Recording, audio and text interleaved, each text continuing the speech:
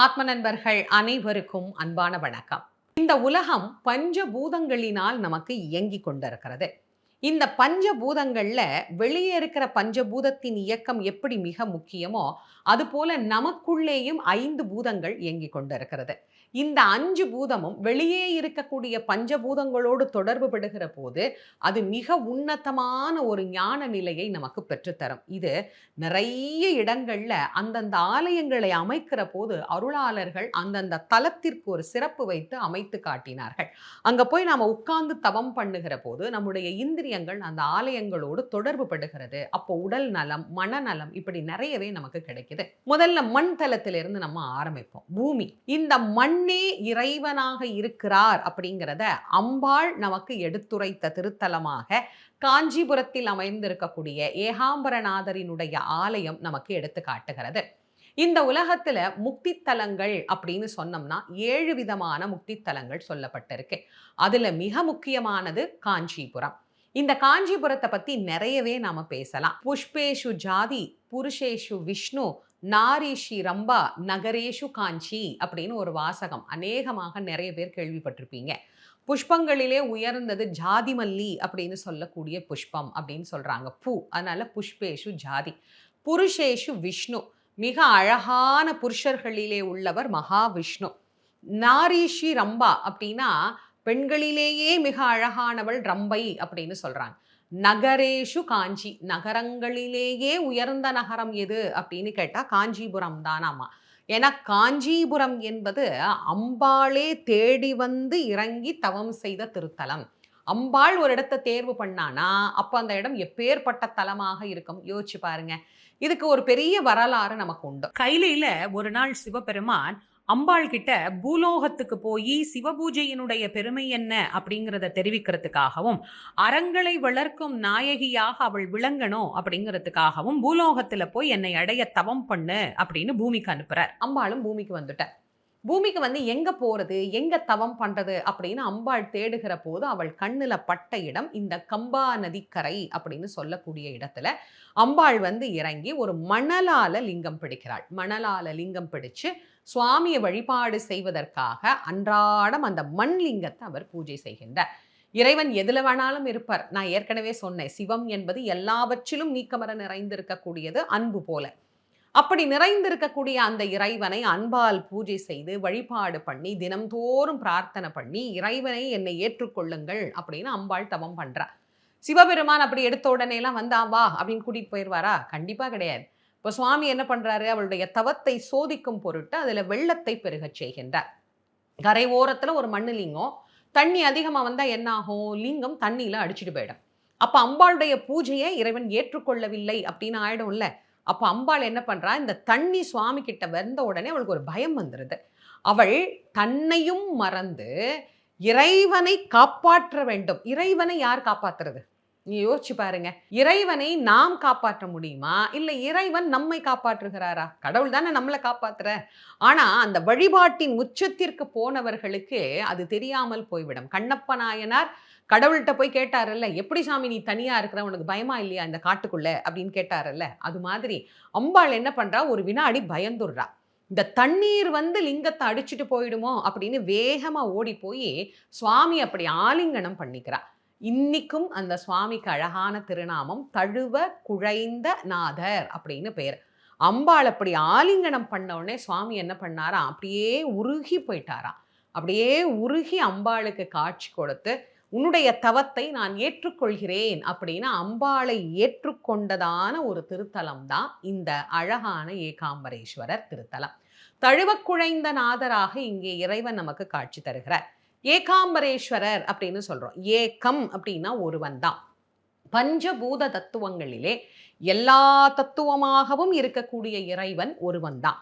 நீர் தத்துவமாக, நெருப்பு தத்துவமாக, காற்று தத்துவமாக, ஆகாய தத்துவமாக, பாக்கி இன்னும் 4 இருக்கு.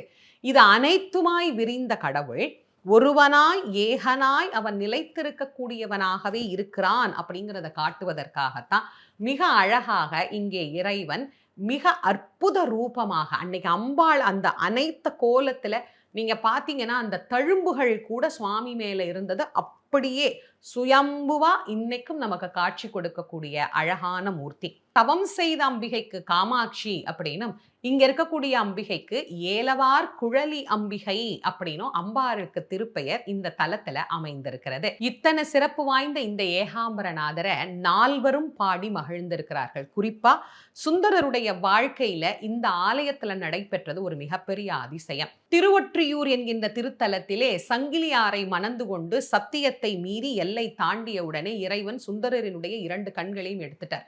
கண்ணு தெரியாமலேயே காஞ்சிபுரம் வரைக்கும் போறார். போய் பெருமான்கிட்ட விண்ணப்பம் பண்றார். தாயார்கிட்ட சொல்றார், அம்மா அப்பா என்னை தண்டிச்சுட்டாருமா, என் கண்ணை திரும்ப கேட்டா கொடுக்க மாட்டேங்கிறாருமா அப்படின்னு இறைவன் கிட்ட முறையிட, அம்பாள் என்ன பண்றா, என் பாகத்தை வேணா கொடுக்க சொல்றேன்ப்பா, மத்ததெல்லாம் நான் ஒன்றும் பண்ண முடியாது, அது அவர் பிரச்சனை, உன் பிரச்சனை, நீங்க பார்த்துக்கோங்கன்னு சொல்லி இந்த திருத்தலத்திலே சுந்தரமூர்த்தி நாயனார் பதிகம் பாடி இடக்கண் பெற்றார் அப்படிங்கிற வரலாறு அவருடைய வாழ்க்கையில ஒரு அற்புத நிகழ்வாக இந்த ஆலயத்தில் நடைபெற்றது.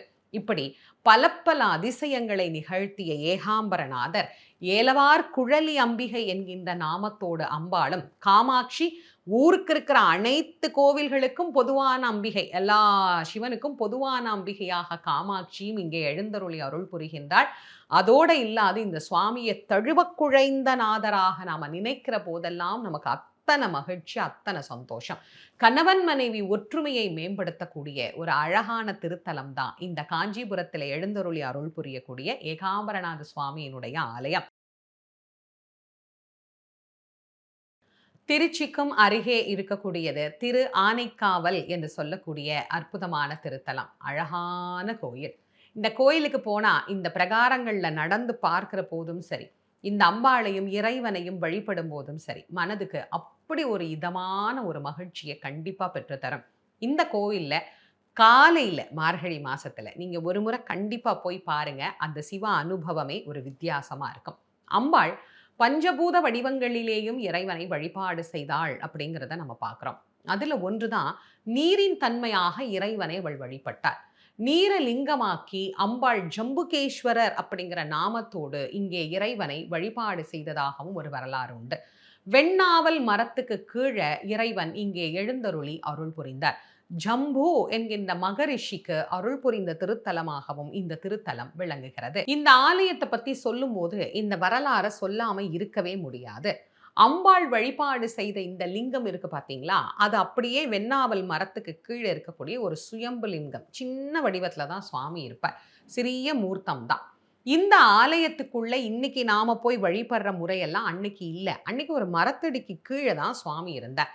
எல்லா ஜீவராசிகளும் சென்று அந்த பெருமான வழிபாடு செய்யும். அதுல அங்க வாழ்ந்த ஒரு யானை தினம்தோறும் காவேரியில நீராடி விட்டு வந்து இந்த பெருமான வழிபாடு பண்ணிட்டு தான் அது போகும். அப்படி வழிபாடு செய்கின்ற போது ஒரு நாள் அந்த மரத்துக்கு மேல ஒரு சிலந்தி பூச்சி ஒன்று வாழ்ந்துட்டு இருந்தது. அந்த சிலந்தியும் தினந்தோறும் பெருமான வழிபாடு பண்ணான். அப்படி வழிபாடு செய்கிற போது அந்த சிலந்திக்கு ஒரு யோசனை, இந்த சுவாமி மேல காஞ்சி போன சருகெல்லாம் இப்படி விழுதே, இந்த சருகெல்லாம் விழாம இருக்கிறதுக்கு மனுஷங்கன்னா ஏதாவது ஒரு கோயில் கட்டுவாங்க, நம்மளால என்ன பண்ண முடியும், ஒரு சாதாரண சிலந்தி தானே நம்ம அப்படின்னு யோசிச்சுக்கிட்டே இருந்தது. ஒரு நாள் அதுக்கு ஒரு யோசனை, நம்மளால கூடு கட்ட முடியும், கோயில் தான் கட்ட முடியாது, கூடு கட்டலாமே அப்படின்னு அது என்ன பண்ணுச்சு, தன்னுடைய வாயில் இருந்து வருகிற எச்சில் நூலால மிக மிக கஷ்டப்பட்டு ஒரு அழகா ஒரு வலை பின்னி வச்சுது. காஞ்ச சருகெல்லாம் வலையில தான் விழுந்தது, அதை தாண்டி கீழே விழல. அதுக்கு ஒரே மகிழ்ச்சி, ஒரே சந்தோஷம், அப்பா சாமி மேல இப்படி சருகு விழாம பண்ணிட்டோமே அப்படிங்கிற ஆனந்தத்தில் அது இருந்தது. அன்னைக்குன்னு பார்த்து வந்த அந்த யானைக்கு ஒரு ஆச்சரியம், கீழே ஒரு சருகு கூட இல்லையே, என்ன மரத்துலேருந்து ஒன்றுமே விழலையா, எல்லா சருகும் எங்கே போச்சு அப்படின்னு அந்த மரத்தை அப்படி நிமிர்ந்து பார்த்துதா, மேலே அந்த வலையில் அந்த சருகெல்லாம் கிடக்கு. அப்படியே அந்த நூல் சாமி மேலே தொங்குது. இதை பார்த்த உடனே யானைக்கு கோபம். இந்த சிலந்திக்கு அறிவு இருக்கா, அறிவு கட்ட சிலந்தி, எச்ச நூலெல்லாம் அப்படி சாமி மேலே படுற மாதிரி கூடு கட்டி வச்சிருக்குதே, இதை என்ன பண்ணுறேன் பார் அப்படின்னு தன்னுடைய துதிக்கை வேகத்தில் அப்படி ஒரு தட்டு. யானை வேகத்துக்கு தட்டினா என்ன ஆகும், கூடு பிஞ்சு போச்சு. சிலந்திக்கு ரொம்ப வருத்தம், என்னடா இந்த யானை இப்படி பண்ணிருச்சே, நான் எவ்வளோ கஷ்டப்பட்டு கட்டினேன், இந்த யானை இப்படி தட்டி விட்டுட்டு போயிடுச்சே. மனம் தளரலை, மறுபடியும் கட்ட ஆரம்பிச்சுது. இது கட்ட, அது தட்ட, இது கட்ட, இது தட்ட, தினம் இதுதான் வேலை. ஒரு நாள் சிலந்திக்கு ரொம்ப கோவம் வந்துருச்சு, இன்னைக்கு இந்த யானையை நான் ஒரு வழி பண்ணாம விட மாட்டேன் அப்படின்னு இத்துணோண்டு ஜீவன்ங்க. அது போய் அவ்ளோ பெரிய யானை ஏதாவது பண்றேன் அப்படின்னு என்ன பண்ணுச்சு? நேரா உள்ள போய் அதனுடைய துதிக்கையில நுழைஞ்சு கடிக்க ஆரம்பிச்சுருச்சு. இயற்கையாகவே சிலந்திக்கு விஷத்தன்மை உண்டு. இந்த கடிக்க, கடிக்க, கடிக்க வலி தாங்க முடியாத யானை, தன்னுடைய துதிக்கைய தானே தரையில ஓங்கி, ஓங்கி அடிச்சுது. அடிச்ச வேகத்துக்கு யானையும் செத்து போச்சு. அடிபட்ட வேகத்துக்கு சிலந்தியும் செத்து போச்சு. இது 2த்துக்கும் சிவபெருமான் பாருங்க எப்பேர்ப்பட்ட ஒரு நிலைய குடுக்குறார். இந்த யானை என்ன காவல் பண்ணி, என் மேல ஒரு எச்ச நூல் கூட படாம என்ன காப்பாத்தணும்னு நெனச்சது இல்லையா? அதனால சிவபூத கணங்களில் ஒன்றாக போகக் கடவது அப்படின்னு அவர் அங்க அனுப்பிச்சு விட்டுட்டார் யானைய. அந்த யானை பின்னாளில் சிவகணத் தலைவராக மாறியதாமா. இந்த சிலந்தி பாவம் வாயிலேருந்து வந்து அந்த எச்சில் நூலால இப்படி கூடு கட்டுச்சு பார்த்தீங்களா? அந்த புண்ணியம் எவ்வளவு உயர்வானதுன்னு மக்களுக்கு தெரியணுமா? சிவபெருமானுக்கு நாம் செய்யக்கூடிய கைங்கரியம் எப்பேர்ப்பட்டது அப்படின்னு தெரிஞ்சுக்கிறதுக்காக, அவர் என்ன பண்ணாரு, இந்த சிலந்திய கொண்டு போயி கோச்சங்க சோழ சக்கரவர்த்தியாக பிறக்க செய்தார். கோச்சங்க சோழனாக அவர் பிறந்த பிறகு, சோழ சக்கரவர்த்தி 70 சிவன் கோயில் கட்டினாருங்க. மாடக்கோயில் என்கின்ற அமைப்பை அவர்தான் கட்டினார். இந்த கோயில்ல சுவாமி நமக்கு காட்சி தரக்கூடிய நாமம் ஜம்புகேஸ்வரர் அப்படிங்கிற நாமத்தோடு இறைவன் சுயம்புவாக காட்சி தருகிறார். காவேரியில நீர் பெருகிருச்சுன்னா சுவாமிக்கு மேல் மட்டத்துக்கு நீர் வந்துரும். நீர் குறைய குறைய இங்கேயும் கீழ குறைஞ்சுக்கிட்டே வரும். ஆனா எப்பயுமே இங்க இருக்கக்கூடிய தண்ணீர் வற்றாது. ஏன்னா தண்ணீராலே தான் அம்பாள் இந்த லிங்கத்த வச்சு பூஜை செய்தார் அப்படிங்கிறதுனால, தண்ணீருக்குள்ளே தான் சுவாமி இருப்பார். ஜம்புகேஸ்வரர் அப்படின்னு சுவாமிக்கு பேரு. சுவாமியினுடைய வாசல் பார்த்தீங்கன்னா, ரொம்ப ரொம்ப சின்னதா தான் இருக்கும். நாம போறதுனா கூட உள்ள குனிஞ்சு தான் போணும். அந்த அளவுக்கு மிகச்சிறிய வாசலாகத்தான் இதை அமைத்திருப்பார்கள். அதே மாரி இந்த கோவிலினுடைய நாயகிய பத்தி சொல்லணும். அகிலாண்டேஸ்வரி அன்னை. அழகான அம்பாள். பார்த்துட்டே இருக்கலாம் அந்த அம்பாள. ஒரு 6, 6 அடிக்கு மேல உயரமான ஒரு அம்பாள ஒரு கருவறைக்குள்ள நம்ம பார்க்கிற போது அவ்வளவு ஆச்சரியமாக இருக்கும். அவ்வளோ அற்புதமான ஒரு அலங்காரம். அந்த அம்பிகைக்கு ஆதிசங்கரர் ஸ்ரீசக்கரத்த பிரதிஷ்டை பண்ணணும்னு நீண்ட காலம் காத்திருக்கிறார். வெள்ளம் வடிஞ்ச பாடில்ல. காவேரியில ஓடுதே. என்ன பண்றது? அதனால தாடகங்களாக மாற்றி அந்த அம்பிகையினுடைய திருச்செவியிலே அதை சாற்றுவித்தார் அப்படிங்கிறத இன்னைக்கும் நாம் அந்த தாடகங்களை பார்க்கும்போது அவ்வளவு அழகா இருக்கும். அவ்வளவு அற்புதமா அந்த அம்பாள். அகிலத்தின் நாயகி அங்க அம்பாளுக்கு பேரு அகிலாண்டேஸ்வரி அப்படின்னு பேரு. இறைவன் பல அற்புத வண்ணங்கள்ல, வடிவங்கள்ல நமக்கு காட்சி தந்தாலும், இந்த கோவில்ல சுவாமிக்கும் அம்பாளுக்குமான பந்தம் இருக்கே, அது ஒரு அற்புதமான பந்தம். இந்த கோயில்ல திருக்கல்யாணம் கிடையாது. ஏன் திருக்கல்யாணம் கிடையாது அப்படின்னா, இங்க சுவாமி அம்பாளுக்கு உபதேசம் செய்தாராமா. மாணவியா ஏத்துக்கிட்டாராம். அதனால அவர் ஒரு குருவாகத்தான் இறைவனை வழிபாடு செய்கின்றார். இன்னிக்கும் இந்த கோயில்ல ஒரு அதிசயம் உண்டுங்க. தினந்தோறும் அம்பாள் போய் சிவபெருமான பூஜை செய்வார். உச்சி காலத்து பூஜையின் போது, இங்க இருக்கக்கூடிய சிவாச்சாரியார் அம்பாளைப் போலவே ஒரு புடவை உடுத்திக் கொண்டு, நேரா சிவபெருமானுடைய சன்னதிக்கு சென்று பூஜை செய்வார். அது அம்பாளே செய்கின்ற பூஜைக்கு இணையானது. ரொம்ப ரொம்ப விசேஷம். திருவானைக்காவல் போறீங்கன்னா, கண்டிப்பா இந்த பூஜைய பாருங்க. அம்பாளே அன்றாடம் பூஜை செய்கின்றார். என்னுடைய வழிபாடு எப்போதும் இந்த பெருமானுக்கு இங்கு உண்டு அப்படின்னு காட்டக்கூடியதாகவே அது அமைந்திருக்கும். அதனால இந்த கோவில்ல குரு ஒரு சிஷ்ய எப்படி இருப்பாங்களோ, அந்த தத்துவத்துல சுவாமியும் அம்பாளும் இருக்கிற காரணத்தினால இந்த கோயில்ல சுவாமிக்கும் அம்பாளுக்கும் திருக்கல்யாண வைபவம் அப்படிங்கிறது கிடையாது. சுவாமி இங்கு உபதேச மூர்த்தியா இருக்கிறதுனால ஞானத்தையும் கல்வி நலனையும் தரக்கூடிய ஒரு அற்புதமான திருத்தலம் இந்த திருத்தலம். அன்னை அகிலாண்டேஸ்வரி தாயாராக அருளக்கூடிய திருத்தலம். சிவபெருமானுடைய அனுபவத்தை குளிர குளிர பெறணும் அப்படின்னு நினைக்கிறவங்க இந்த கோயிலுக்கு போய் ஜம்புகேஸ்வரரை வழிபாடு பண்ணி, அகிலாண்டேஸ்வரி தாயாரை வழிபாடு பண்ணிட்டு இந்த கோவில்ல கொஞ்ச நேரம் உட்காருங்க. நிறைய இடம் இருக்கு. ஏதாவது ஒரு பிரகாரத்துல கொஞ்ச நேரம் உட்கார்ந்து கண்ணை மூடி இந்த கோவில்ல நீங்க தியானம் பண்ணி பாருங்க. அவ்வளவு அற்புதமான சக்தி நமக்கு கிடைக்கும். எம்பெருமான் இங்கே எழுந்தருளி இருக்கக்கூடிய இந்த கோலத்தை காண தேவாதி தேவர்களும் வந்து தவம் பண்ணி இந்த பெருமாளை வழிபாடு பண்றாங்களாம். அம்பாள் பூஜை செய்கிற போது அந்த பூஜையை பார்க்கறதுக்கு அவ்வளோ பேரும் காத்திருந்து அம்பாளை வழிபாடு பண்றாங்க அப்படிங்கிறது இந்த ஆலயத்துக்கே உண்டான ஒரு தனிப்பெரும் சிறப்பு.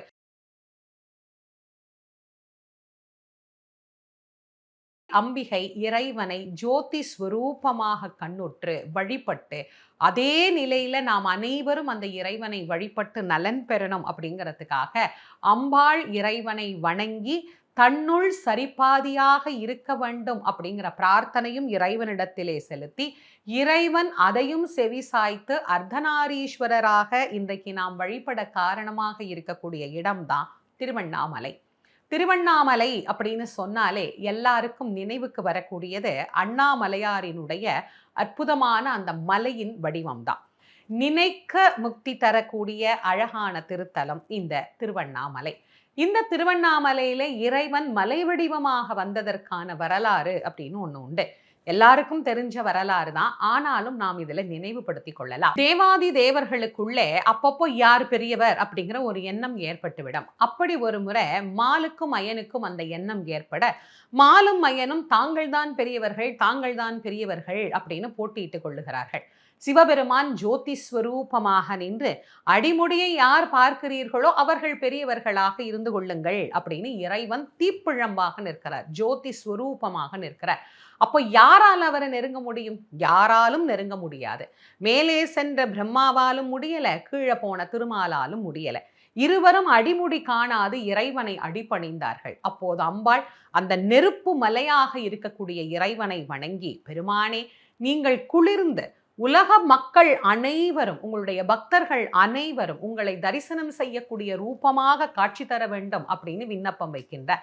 தேவாதி தேவர்களினுடைய விண்ணப்பத்தையும் அம்பிகையினுடைய விண்ணப்பத்தையும் ஏற்று இறைவன் நெருப்பு ரூபத்திலிருந்து குளிர்ந்து மலை வடிவமாக மாறுகிறார். ஒவ்வொரு யுகங்களிலும் ஒவ்வொரு மலையாக இருந்த அந்த மலை இன்று கல்மலையாக நமக்கு காட்சி தந்து கொண்டிருக்கின்றது இந்த கலி உலகத்தில். அப்படி இறைவன் மலை வடிவமாக ஆகுவதற்கு நெருப்பு பிழம்பாக அங்கு தோன்றியதுதான் இந்த இடத்தினுடைய முதல் வரலாறு. அண்ணுதல் அப்படின்னா நெருங்குதல், அண்ணா அப்படின்னா நெருங்க முடியாத மலை, அதனால் இதற்கு அண்ணாமலை என்று பெயர். ஆணவத்தோடு நெருங்குபவர்களை இறைவன் தன்னிடத்தில் ஏற்றுக்கொள்ள மாட்டார். அன்போடு நெருங்குபவர்களை மட்டும்தான் ஏற்றுக்கொள்வார். மேலே சென்று தேடிய பிரம்மா கலைக்கு அதிபதியானவர், கீழே சென்று தேடிய நாராயணர் செல்வத்துக்கு அதிபதியானவர். ஏன்னா அவர் சரஸ்வதிக்கு நாயகன், இவர் மகாலட்சுமிக்கு நாயகன். யார் ஒருவர் கல்வியின் செருக்கினாலும் செல்வத்தின் முடுக்கினாலும் கடவுளை பார்த்துடலான்னு நினைக்கிறாங்களோ அவங்களுக்கு இறைவனை பார்க்க முடியாது என்பதை இறைவன் ஆணித்தரமாக உணர்த்திய திருத்தலம் திருவண்ணாமலை. அம்பாள் அந்த இறைவனை தவம் இருந்து தன்னில் சரிபாதியாக இடம்பெற வேண்டும் அப்படின்னு பிரார்த்தனை பண்ணார். பெருமானே, உங்களை விட்டுட்டு சிலர் என்ன கும்பிடுறாங்க, உங்களோடு நான் எப்போதும் இணைந்தே இருந்தால் கூட அருகிலே வர முடியாத அளவிற்கு சிறிய உருவம், வண்டுருவம் எடுத்து கூட அன்று பிருகு முனிவர் வணங்கிவிட்டு போனார். இந்த துன்பம் எனக்கு எதற்கு? என்றென்றைக்கும் நான் உங்களோடே இருக்க வேண்டும் என்று நினைக்கிறேன். ஆகவே என்னை உங்களோடு இணைத்துக் கொள்ளுங்கள் அப்படின்னு அம்பாள் பிரார்த்தனை செய்ய, இறைவன் அம்பாள தன் சரிபாதி இடபாகத்தில் வைத்து, என்னில் எப்போதும் நீயும் உன்னில் எப்போதும் நானும் நிலைத்திருப்போம் அப்படின்னு அர்த்தநாரீஸ்வரூபராக அவர் காட்சி கொடுத்து இந்த உலக மக்கள் அனைவருக்கும் காட்டிய கோலம்தான் அர்த்தநாரி கோலமாக இன்றைக்கும் நாம் கார்த்திகை மாதத்தில் கார்த்திகை நட்சத்திரத்தின் அன்று நடைபெறக்கூடிய தீப திருவிழாவிலே 2-3 வினாடி அந்த அர்த்தநாரீஸ்வரருடைய காட்சியை பார்த்து பேரானந்த பெருமகிழ்ச்சி அடைகின்றோம். இப்படி இறைவனும் இறைவியும் பக்தர்களுக்காக இறங்கி வந்த அருள் புரிந்த ஒரு அழகான திருத்தலம் தான் நெருப்பு திருத்தலம், அக்னி தலம் என்று சொல்லக்கூடிய இந்த அழகான திருவண்ணாமலை. இந்த திருவண்ணாமலையில வணங்கினால் நமக்கு என்ன நலன் கிடைக்கும்? சகலமும் கிடைக்கும். இப்ப பல பேரை பாத்தீங்கன்னா, திருவண்ணாமலைக்கு நீங்க போனீங்கன்னா காசு கிடைக்கும், இந்த நாள்ல கிரிவலம் வந்தா செல்வம் வரும், இந்த நாள்ல கிரிவலம் வந்தா கடன் தீரும், இப்படி செல்வத்தோடு மட்டுமே இந்த இறைவனை தொடர்பு படுத்தி காட்டுறாங்க.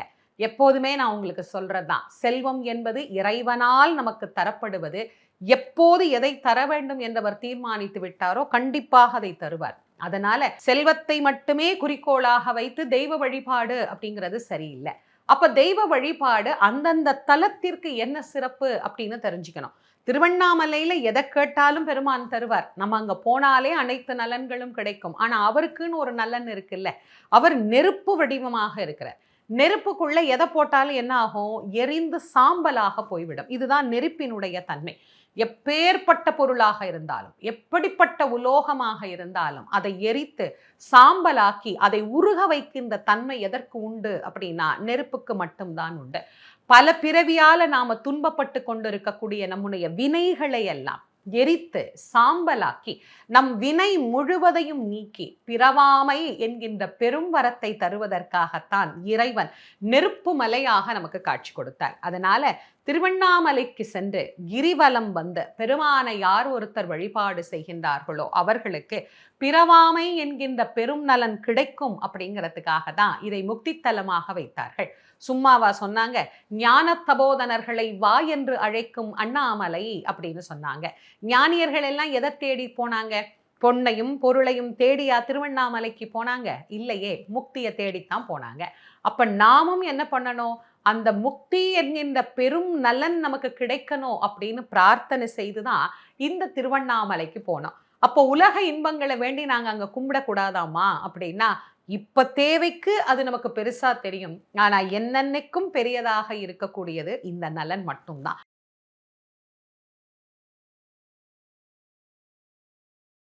பஞ்சபூத தத்துவங்கள்ல நாம் வாழ்வதற்கு மிக முக்கியமான ஒன்று காற்று. காற்று இல்லைன்னா உலகமே என்ன நிலைமைக்கு ஆளாகும் அப்படிங்கிறத நம்ம எல்லாருக்குமே தெரியும். அந்த காற்றினுடைய வழிபாடாக, காற்றினுடைய பிம்பமாக இறைவன் நமக்கு காட்சி தரக்கூடிய ஒரு அழகான அற்புதமான திருத்தலம் தான் காலத்தி என்று அழைக்கப்படக்கூடிய திருக்காலத்தி மலை.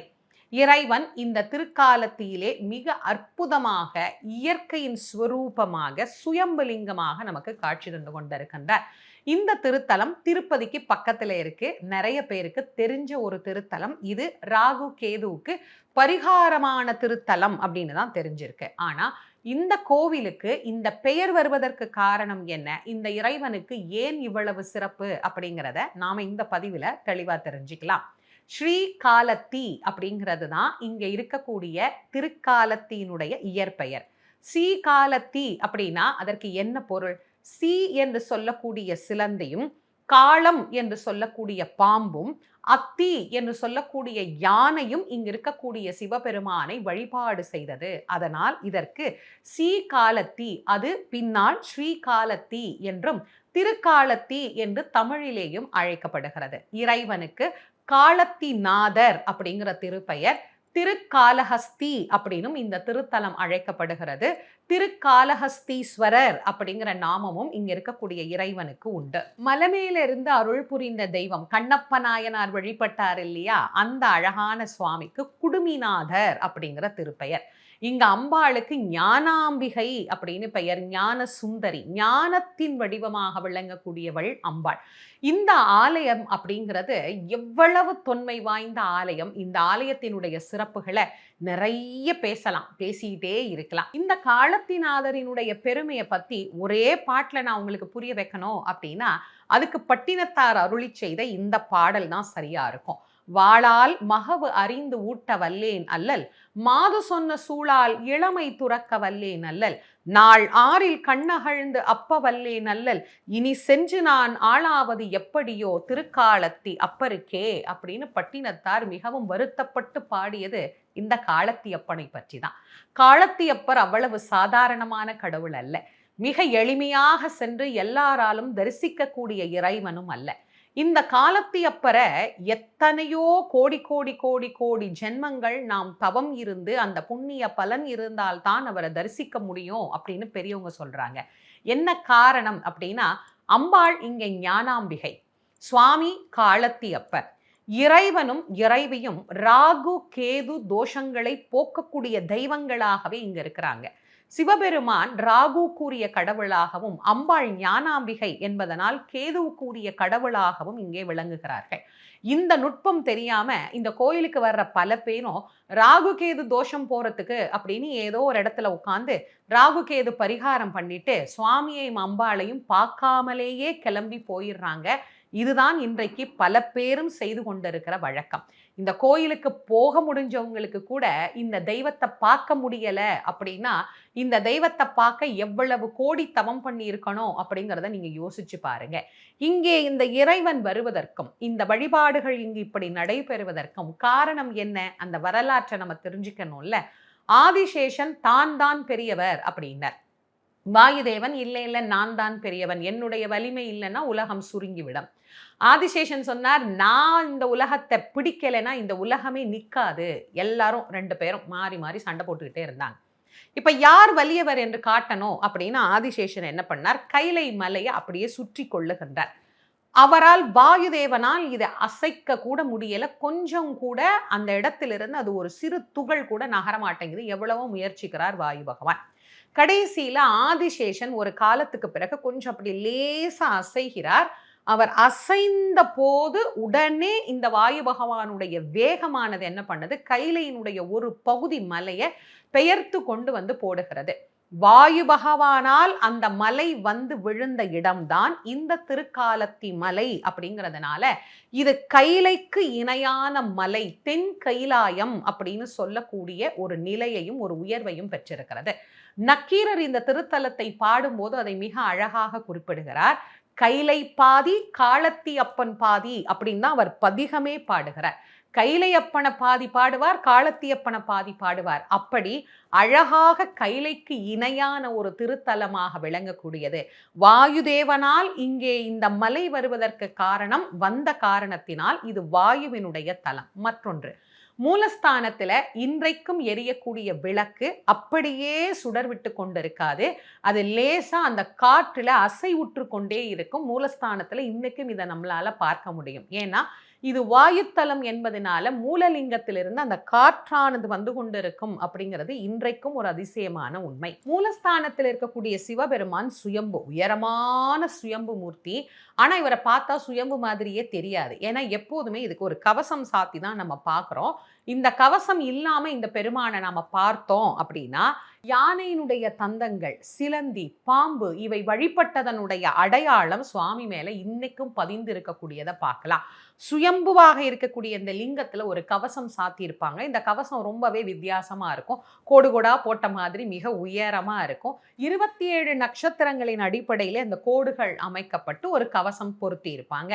எந்த நட்சத்திரம், எந்த ராசி, எந்த கிரகம், என்ன பெயர்ச்சி, என்ன பிரச்சனையா இருந்தாலும் காலத்தியப்பரினுடைய கண் பார்வைக்கு நம்ம வந்துட்டோம்னா அது அத்தனையும் தவிடுபொடியாகிவிடும் அப்படிங்கிறது தான் இந்த திருத்தலத்துல மூலஸ்தானத்தில் இருந்து அருள் புரியக்கூடிய காலத்திநாதருக்கே உண்டான தனிப்பெரும் சிறப்பு. இங்க இருக்கக்கூடிய மூலஸ்தான இறைவன் தீண்டா திருமேனியை உடையவர். அப்போ நீங்க பாருங்க இவர் எவ்வளவு சிறப்பு வாய்ந்தவர் அப்படின்னு. இந்த ஆலயத்துல ஒரு 2 கால் மண்டபம் இருக்கு. மிக மிக விசேஷமானது. நம்முடைய ஆன்மாக்களை எல்லாம் ஈர்த்து பரஞானம் அபரஞானம் என்கின்ற ஞான நலனை தரக்கூடிய அழகான ஆலயமாக இந்த ஆலயத்தினுடைய கருவறையில இறைவனும் அம்பாள் ஞானத்தை தரக்கூடிய தேவியாக ஞானாம்பிகையாகவும் எழுந்தருள் இருக்கிறார். இந்த ராகு கேது பரிகார தோஷத்துக்காக இந்த கோயிலுக்கு போறவங்களுக்கு நான் ஒரு தகவல் சொல்றேன். இந்த கோயிலுக்கு நீங்க போற போது நீங்க பரிகாரம் பண்ணுங்க, எல்லாம் பண்ணுங்க, நல்லா சிறப்பா பண்ணுங்க. ஆனா அதுக்கு முன்னாடி உள்ள போய் அம்பாளை பிரார்த்தனை பண்ணி, சுவாமியை பிரார்த்தனை பண்ணி, கண்ணப்ப நாயனாரை வணங்கி, சிவபெருமானை வணங்கி, குடுமித்தேவரார் நல்லா மனசார பிரார்த்தனை பண்ணிக்கிட்டு எங்களுடைய இந்த தோஷம் நீங்கணும் அப்படின்னு நீங்க வேண்டிய பிறகு அதுக்கு பிறகு உங்களினுடைய இந்த தோஷ நிவர்த்திக்கு என்ன பூஜை எல்லாம் சொல்லியிருக்கிறாங்களோ அதை நீங்க செஞ்சு பாருங்க. 100க்கு 100% உடனடியாக பலன் கிடைக்கும். பலரும் பண்ற தப்ப நான் ஆரம்பத்திலே சொல்லிட்டேன். இது ஏதோ ஒரு பரிகாரம் பண்ணிட்டு அப்படியே கிளம்பி வந்துடணும் அப்படின்னு நீங்க தயவு பண்ணி நினைக்கவே நினைக்காதீங்க. இந்த காலத்திநாதர் எப்படி ஈர்த்து நம்மளை அருள் புரிவார் அப்படிங்கிறதுக்கு ஒரு அழகான உதாரணம் கண்ணப்பருடைய வரலாறு தான். இந்த தலத்தை சொல்லும் போது கண்ணப்பருடைய வரலாற்றை சிந்திக்காம நம்மளால விட முடியுமா என்ன? கண்ணப்ப நாயனார் இந்த இறைவன் மீது எவ்வளவு அன்பு கொண்டிருந்தார். குடுமித்தேவர் அப்படின்னு சொல்லக்கூடிய சிவபெருமானுக்கு தன்னுடைய கண்ணையே பெயர்த்து எடுத்து வைக்கக்கூடிய அளவுக்கு அன்பு கொண்டிருந்தார். காலத்திநாதர் அவரை ஈர்த்து ஆட்கொண்டு அருளினார். சாதாரணமான ஒரு மானுட பிறவியாக பிறந்து எப்படி வழிபாடு செய்ய வேண்டும் அப்படிங்கிறது எதுவுமே தெரியாது. வெறும் 6 நாள்ல ஒருத்தர் முக்தி பெற்றார் அப்படின்னா அது கண்ணப்பரை மட்டும்தான் சொல்லணும். கண்ணப்பரை போல யாருக்கும் முக்தி கிடைச்சிருக்குமா அப்படின்னு கேட்டா தெரியவே தெரியாது. இல்லவே இல்லை அப்படின்னு தான் சொல்லணும். ஏன்னா அவ்வளவு அழகான ஒரு முக்தியை சிவபெருமான் கொடுத்தார் அப்படின்னா அவர் காட்டிய அன்பு அப்படிப்பட்ட அன்பு. எப்பேற்பட்ட அன்பை அவர் இறைவன் மீது வைத்திருந்தார் அப்படிங்கிறதுக்கு மாணிக்கவாசகர் ஒரு உதாரணம் சொல்றார் பாருங்க. என்னைப் போலவும் கண்ணப்பனைப் போலவும் நீ ஆள பார்க்கவே முடியாது அப்படிங்கிறார் சிவபெருமான் கிட்ட. ஏன் அப்படி சொல்றார்? அன்பு உள்ளவர்களிலே கண்ணப்பருக்கு நிகர் இல்ல, அன்பு இல்லாதவர்களிலே எனக்கு நிகர் இல்லைன்னு பாடுறார் மாணிக்கவாசகர். மாணிக்கவாசகர் போய் இப்படியாங்க பாடுறது. எப்படி இறைவன் மீது உருகி உருகி அன்பையே உரைத்து பாடிய அவர் எனக்கு அன்பில்லைன்னு சொல்றார். ஏன்? கண்ணப்பரின் அன்போடு என் அன்பை ஒப்பிடும்போது நான் காட்டினதெல்லாம் ஒரு அன்பா? அவர் எப்படிப்பட்ட அன்பை காட்டினார் அப்படின்னு பேசுறார். கண்ணப்பன் ஒப்பதோர் அன்பின்மை கண்டபில் என்னப்பன் என்னொப்பில் என்னையும் ஆட்கொண்டருளி வண்ணப்பணித்தென்னை வாவென்ற வான் கருணை சுண்ணப்பொன் ஈசர்க்கு சென்றூதாய் கோத்தும்பி திருக்கோத்தும்பி அப்படின்னு ஒரு பகுதி பாடுறார்.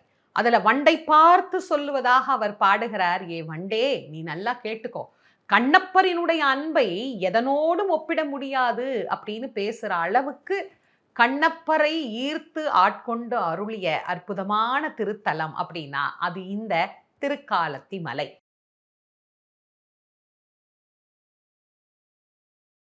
பஞ்சபூதங்களின் வடிவமாக இறைவன் நின்று அருள் புரியக்கூடிய தலங்கள்ல 5வது திருத்தலமாக விளங்கக்கூடியது ஆகாசம். ஆகாசம் என்று சொல்லக்கூடிய இந்த பரந்த வெளி, பரந்த வெளிக்கு எப்படி ஒரு எல்லை இல்லையோ அப்படி எல்லையில்லாத இறைவனை நாம் 5 பூதங்களின் வடிவமாக தரிசித்து நிறைவாக ஆகாச திருத்தலத்திலே வந்து இவரை நாம் தரிசிக்கக்கூடிய இடத்துல இன்னைக்கு நாம இருக்கிறோம். கோயில் அப்படின்னா சைவர்களுக்கு அது சிதம்பரம் தான். அப்படி கோயில் என்கின்ற வார்த்தைக்கே ஒரு அடையாளமாக ஒரு திருத்தலம் விளங்குகிறது அப்படின்னா சிதம்பரத்திற்கு எவ்வளவு சிறப்பு இருக்கும் அப்படின்னு யோசிச்சு பாருங்க. இந்த ஆகாயத்திற்கு நமக்கு ஒரு எல்லை உண்டா? இது எங்கே இருக்கிறது, எங்கே துவங்குகிறது, எங்கே போய் முடிகிறது? விஞ்ஞானத்தாலும் அறிய முடியாது. அதுபோல் இறைவன் எங்கிருந்து தோன்றினான், எங்கே போய் முடிகின்றான், அவனுக்கு தொடக்கம் என்ன, முடிவும் என்ன, இது எதுவுமே தெரியாது. அதனால்தான் சிதம்பரம் ஆகாய தத்துவத்தை நமக்கு விளக்கக்கூடிய தலமாக மிக அற்புதமான இடமாக விளங்கி கொண்டிருக்கிறது. ஆதியில இதற்கு தில்லை அப்படின்னு தான் பேரு. இந்த தில்லை சிதம்பரம் ஆனதும் ஒரு வரலாறு. இந்த தில்லை எப்படி சிதம்பரமாக மாறியது அப்படின்னா 2 முனிவர்களுக்குத்தான் நம்ம ரொம்ப ரொம்ப நன்றி சொல்லணும். இந்த 2 முனிவர்கள் யாரு அப்படின்னா பதஞ்சலி, வியாக்கிரபாதர் என்கின்ற இருவரும். அவர்கள் கைலையிலே வாழுகின்றவர்கள். சிவபெருமான் ஒரு நாள் கைலையிலே ஆனந்த தாண்டவம் ஆடுகிறார். மகிழ்ச்சியில சந்தோஷமா இருக்கிற போது அவர் ஆனந்த தாண்டவம் ஆடுவது வழக்கம். அப்படி ஒரு முறை அவர் ஆனந்த தாண்டவம் ஆடுகிறார். இந்த ஆனந்த தாண்டவத்தை பார்த்து மகிழ்ந்து ரசித்த பல முனிவர்கள்ல இந்த 2 பேரும் ஒருத்தர். பதஞ்சலிக்கும் வியாக்கிரபாதருக்கும் ஒரு எண்ணம் தோன்றியது. இந்த தரிசனத்தை உலக மக்கள் எல்லாம் காண வேண்டுமே அப்படின்னு அவங்க எண்ணினாங்க. அப்ப எண்ணின உடனே அவங்களுக்கு என்ன வழி? தவம் ஒன்றுதான் இறைவனை வர வைக்கின்ற வழி. அப்ப இறைவன் கிட்ட போய் கேட்க, இறைவன் பூமியில ஒரு இடத்தை சுட்டி காட்டி இங்க போய் நீங்க தவம் பண்ணுங்க அப்படின்னு சொல்லி அனுப்புகிறார். அவர்கள் வந்து இறங்கிய இடம்தான் தில்லை என்கின்ற வனக்காடு. இவர்கள் வருகின்ற போதே அந்த தில்லையில் ஒரு மூர்த்தி இருந்தார், திருமூலநாதர் அப்படின்னு அவருக்கு பேரு. சிதம்பரம்னா அநேகமானோருக்கு தெரிஞ்சது நடராஜா மட்டும்தான். எப்படி சிதம்பரத்துல நடராஜ ரூபத்துல இறைவன் இருக்கிறாரோ அதே போல லிங்க வடிவத்துல திருமூலநாதர் என்கின்ற திருப்பெயரிலே இறைவன் ஆதியிலிருந்து எழுந்தருளி அருள் புரிந்தார். இந்த திருமூலநாதர் தான் ஆதியிலே இருந்த இறைவன். ஆகாயத்தலமாக இன்னைக்கு நாம வழிபாடு செய்றோம் இல்லையா? அதற்கு காரணமானது இங்க இருக்கக்கூடிய இறைவனுடைய அருள் தான். திருமூலநாதரை வந்து வணங்கி திருமூலநாதர் கிட்ட தவம் பண்ணிதான் இங்கே இருக்கக்கூடிய பதஞ்சலியும் வியாக்கிரபாதரும் இறைவன் நடராஜராக காட்சி தர வேண்டும் என்று விண்ணப்பம் செய்தார்கள். அதன் பிறகுதான் நடராஜ பெருமான் இங்கே வந்து ஆடினார். சுவாமி திருமூலநாதராகவும் அம்பாள் உமையம்பிகை அப்படிங்கிற திருநாமத்தோடும் இந்த ஆலயத்துல எழுந்தருளி காட்சி தருகிறார்கள். இந்த தில்லைக்கே உண்டான தனிப்பெரும் சிறப்பு என்ன அப்படின்னா, இறைவன் மிக அழகாக தன்னுடைய அருவமும் உருவமும் உள்ள கோலத்திலே இங்கு காட்சி தரக்கூடிய ஒரு அற்புதமான அமைப்பு. இந்த தில்லையினுடைய அழகான இடத்துல தவம் பண்ணி அந்த முனிவர்களுக்காக இறைவன் காட்டிய தரிசனம் மிக அழகான நடராஜ மூர்த்தியினுடைய தரிசனமாகும். இப்ப நம்முடைய வாழ்க்கையில நாம் ஒவ்வொருவரும் தில்லைக்கு சென்று இந்த சிவபெருமானை வழிபாடு செய்கின்ற போது திருமூலநாதரையும் நாம் சென்று சேவிக்க வேண்டும். இந்த தில்லையை பத்தி பேசும்போது இந்த ஒரு விஷயத்தையும் நாம மறந்துடக்கூடாது. திருமுறை கண்ட சோழனுக்கு நாம பலமுறை நன்றி சொல்லணும். தில்லையில மூவரும் பாடிய அற்புதமான பதிகங்கள் எல்லாமே திருஞான சம்பந்தர் அருளி செய்த திருக்கடை காப்பு, அப்பர் பெருமான் அருளி செய்தது தேவாரம், சுந்தரமூர்த்தி நாயனார் அருளி செய்தது திருப்பாட்டு. இந்த மூவருடைய அற்புதமான பாடல் தொகுப்புகளும் இங்கே ஏடுகளாக வைத்து கதவடைக்கப்பட்டு விட்டது. திருமுறை கண்ட சோழன் வந்து இங்கே வேண்டி மூவரையும் வைத்து இந்த கதவு திறக்கப்பட்டு ஏடுகள் எரித்து செல்லரித்ததெல்லாம் போக எஞ்சி இருந்த பகுதிகளை எல்லாம் நமக்கு மீட்டு தந்த காரணத்தினால்தான் இன்றைக்கு நாம் திருமுறைகளை வழிபட்டு மகிழ்ந்து வருகின்றோம். அதனால எப்போ நாம தில்லையை பத்தி சிந்திச்சாலும் இந்த சிவபெருமானுடைய கருணையினால்தான் இத்தனை பாடல்களும் நமக்கு கிடைத்திருக்கிறது. இல்லைன்னா தோடுடைய சபையன் விடையேறினும் அவரை நம்ம பாட முடியாது, மாசில் வீணையும் மாலை மதியமும்னு அவரை உருகி நினைக்கவும் நம்மால் முடியாது. இந்த இறைவனுடைய கருணையினால் நமக்கு கிடைத்தவைகள் திருமுறைகள். ஒரு முறையாவது சிதம்பரம் போகணும். நாளை சிதம்பரம் போவேனா, இந்த நாரும் உடலை நான் கழிப்பேனா அப்படின்னு சிதம்பரம் போவதையே தன் வாழ்நாளின் குறிக்கோளாக கொண்டு வாழ்ந்தவர் நந்தனார். சிதம்பரத்து இறைவன் மீது காதலாகி கசிந்து கண்ணீர் மல்கி உருகி அவரை வேண்டி அவருக்காகவே தன் வாழ்நாளை அர்ப்பணித்து இறுதியிலே அந்த இறைவனோடே இரண்டர கலந்தவர் நந்தனார். நந்தனாரை நினைக்கும் போதெல்லாம் இந்த தில்லை பெருமானவருக்கு காட்டிய கருணை எப்பேற்பட்ட கருணை அப்படின்னு நம்மளை ஆச்சரியப்பட வைக்கின்றது. அப்படிப்பட்ட அழகான ஆனந்தமான மூர்த்தி இங்கு எழுந்தருளி இருக்கின்றார். நம்முடைய ஆத்மஞான மையம் யூடியூப் சேனலை இதுவரைக்கும் நீங்க சப்ஸ்கிரைப் பண்ணலைன்னா பண்ணிக்கோங்க. மீண்டும் உங்கள் அனைவரையும் சந்திக்கும் வரை உங்கள் அனைவருக்கும் நன்றியும் வணக்கமும் கூறி விடைபெறுவது திருமுருக வள்ளல் வாரியார் சுவாமிகளின் மாணவி தேசமங்கையர்க்கரசி. நன்றி, வணக்கம்.